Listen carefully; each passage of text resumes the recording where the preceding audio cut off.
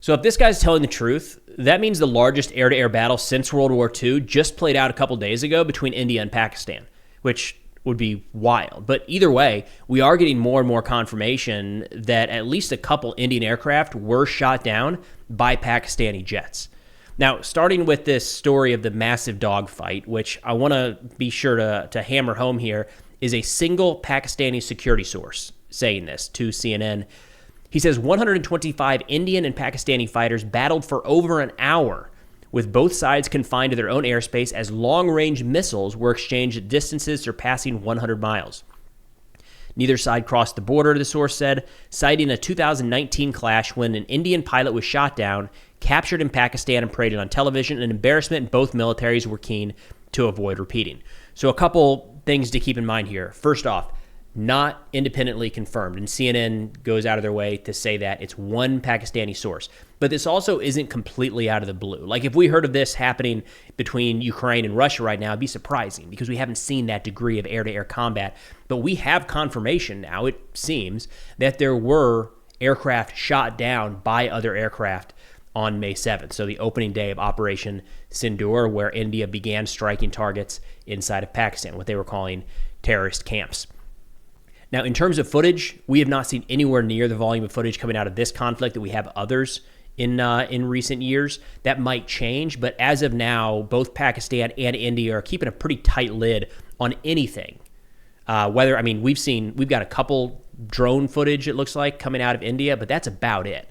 So I wouldn't say that the lack of footage means that this didn't happen, but we definitely have to be skeptical of anything talking about this size of an operation that just played out. But that does bring us to the stories of the downed aircraft in recent days. As a reminder, Pakistan claimed to have shot down 5 Indian Air Force jets and 1 drone in self-defense on May 7th. So this is, again, the start of Operation Sindoor. Pakistan says they shot down 3 of the French-made Rafale jets, 1 MiG-29, and 1 Su-30. Pakistan also claimed that a Chinese-made J-10 fighter downed at least 2 of those Indian jets using air-to-air missiles. Now, one of the challenges here is we have India's government and their military has essentially stayed entirely silent on this, and the Indian embassy in Beijing dismissed any of these reports as being complete disinformation.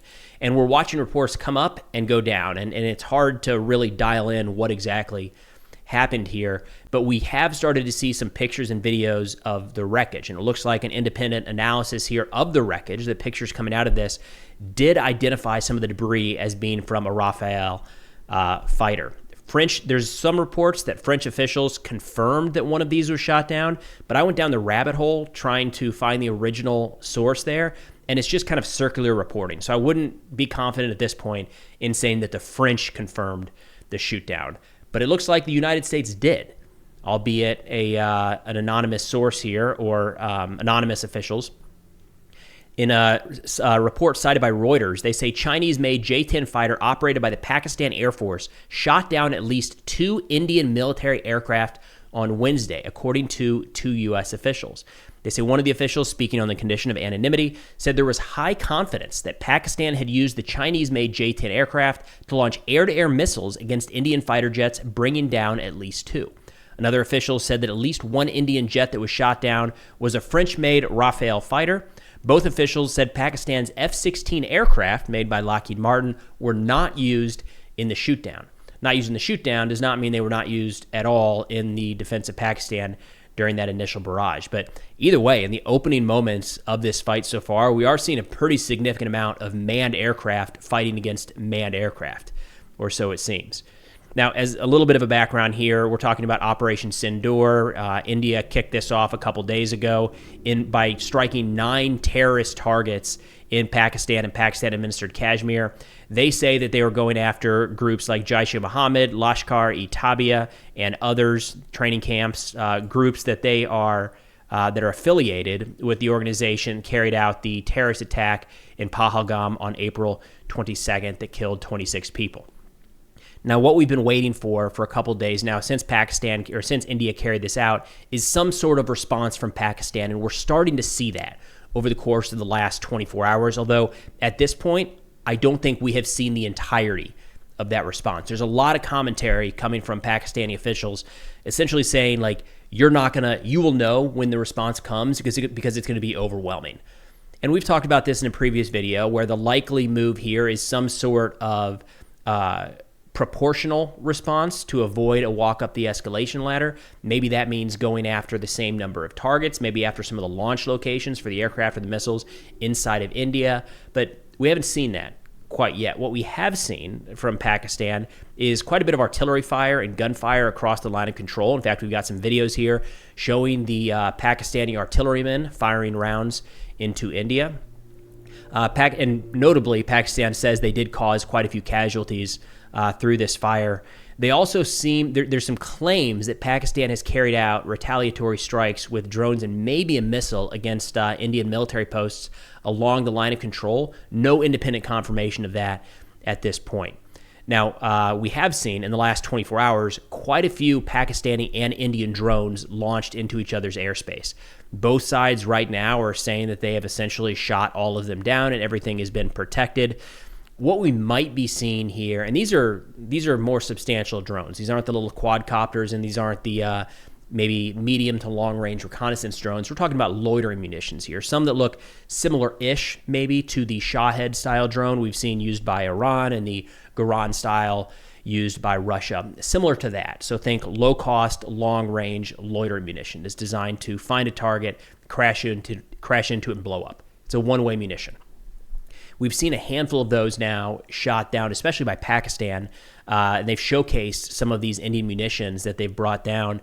What's possibly happening here, given that we did see the initial attacks carried out with manned aircraft, but staying, again, according to that one source, and by all accounts, this part at least appears to be true, the manned aircraft did stay inside of their own countries. They didn't risk crossing over Indian aircraft into Pakistan and Pakistani aircraft into India. The reason for that is they want to avoid any of their aircraft being shot down and losing their pilots, right? Both India and Pakistan do have pretty significant air defense capabilities. What might be playing out right now is watching each side use drones to try to draw out those air defense systems. So whether an air defense system is used to actually shoot down the drone versus something more electronic warfare or maybe a smaller scale surface-to-air system, even turning on the radars gives away an air defense asset's location. So if you're India, if you're Pakistan, and you're planning a larger scale strike, we usually want to carry out something called suppression of enemy air defense, or ideally, destruction of enemy air defense, SEAD or DEAD.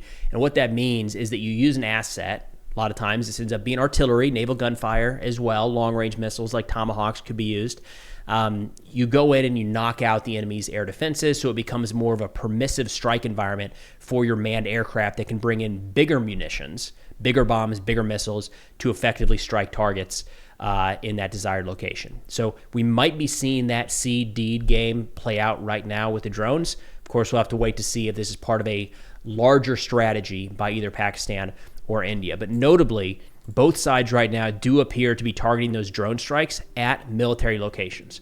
And again, in yesterday's video, we talked about how the Pakistan or the Indian move here was saying we are deliberately avoiding Pakistani military facilities. We are only going after these terrorist camps. That seems to have changed. And all of a sudden, military targets are fair game for both sides, which I think most of us could probably see coming a mile away. Now, moving into the casualty estimates, as you could expect, the information space here is a complete mess. So none of this is confirmed, but I thought it was at least worth running through what we're hearing from the two sides. Pakistan says that on the night of May 7th, so the opening night of Operation Sindoor, 31 people were killed, including women and a 3-year-old girl, and 46 were injured from the Indian strikes. India said that they killed 100 terrorists in the strikes, but again, that and the Pakistan report are both unconfirmed. In terms of Indian casualties, India says that 16 civilians were killed and 57 injured from that Pakistani shelling across the line of control that we showed earlier in today's video. And Pakistan says that they have killed 40 to 50 Indian soldiers with that same shelling. Again, all of that unconfirmed and unverified, but I just wanted to bring it up, not to say that's what the casualties are, but to give you an idea of how widely the estimates are ranging between the two sides. If we're seeing it right now, we should probably expect that to continue as this conflict carries on. Now, as I said in the last video, there's still more than enough time for this to de-escalate and for both sides to kind of walk it back. But as we're watching the fighting and the killing taking place between two nuclear-armed nations, we have to keep an eye on it because, unfortunately, that is a possible direction this could go. If it continues to escalate and escalate and escalate, and we're not there yet, but when you have two nuclear-armed nations starting to kill one another, you have to have in the back of your mind that worst-case scenario could play out. So for everyone's sake, I hope we avoid it, but we've got to pay attention. So that's all I got for now.